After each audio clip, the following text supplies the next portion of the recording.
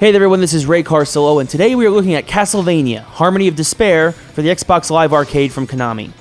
Harmony of Despair is unlike any other Castlevania game to date, in that it takes inspiration from and combines many different elements of previously released 2D Castlevania games. Along with this, it allows players to play as any of the main characters from those 2D adventures, as you can choose from Alucard, Shanoa, Charlotte Aulin, Soma Cruz, and Jonathan Morris as you work your way through the 6 stages of the game.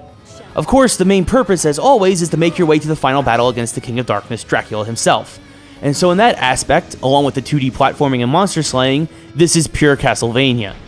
Unfortunately, unlike the games that serve as inspiration for Harmony of Darkness, there's really no plot or exposition as to why these 5 heroes from Castlevania lore have come together, or why you must fight your way through an amalgamation of levels from their respective adventures.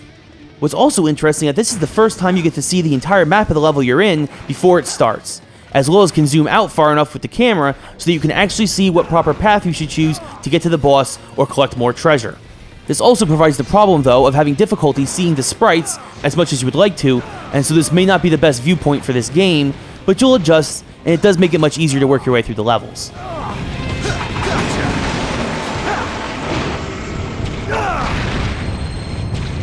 To compensate for the path being laid out before you so easily, the bosses and enemies themselves are much harder than in previous Castlevania games, and since you have 5 characters to choose from, the treasure you may find to help augment your stats before a level may not be compatible with the character best suited for that level. For example, I prefer to play with Shanoa due to her fireball spells and Magnus ability, but if I find a chain whip, then I'm out of luck because only Jonathan can use that. Other than that little twist, this plays and feels much like any of the previous 2D Castlevania adventures that featured these heroes.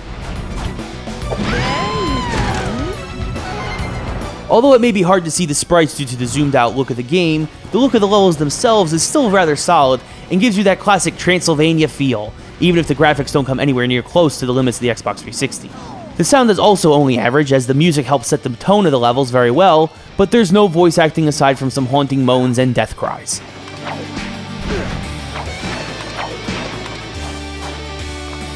The feature of this game that will probably bring you back the most is that if you are a true Castlevania fiend, then the co-op and versus multiplayers in this game provide a great twist on your classic Castlevania adventure, and definitely helps even the odds against your more difficult bosses. Up to 6 players can play co-op at once, as several people can choose the same character, as each one has several different skins, and will start at a different point of the map as you all aim to converge on the level's boss. The versus mode is your typical deathmatch style, where last player standing wins, but sometimes various hazards or level bosses will make special appearances to provide even more chaos and mayhem.